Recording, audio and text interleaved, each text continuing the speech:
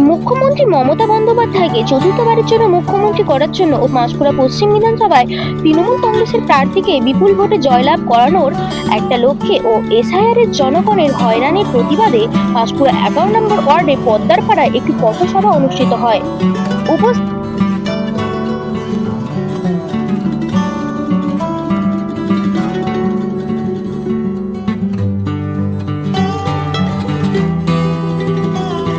ক্রেতা, দোকানদার এবং পথচলতি মানুষজন এবং মাইকের আওয়াজ যতদূর পর্যন্ত যাচ্ছে তাদের সবাইকে আমার পক্ষ থেকে এবং পাঁশকুড়ার তরফ থেকে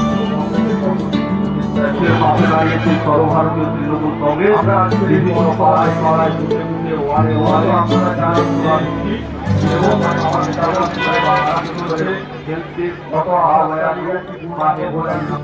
কিছুদিনের মধ্যে আপনাদের নাম সুনিশ্চিত হবে, এ নিয়ে আপনাদের কোনো বিচলিত হওয়ার কারণ নেই। তার সাথে সাথে যাদের ডিলিট ভোট আছে সেই ডিলিট ভোট সংশোধন করার মধ্য দিয়ে আপনাদের ভোটার লিস্টে নাম নথিভুক্ত করা যাবে।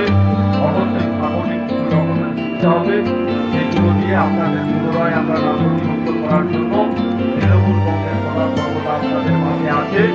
এমনিভাবে বিজেপি চক্রান্তকারী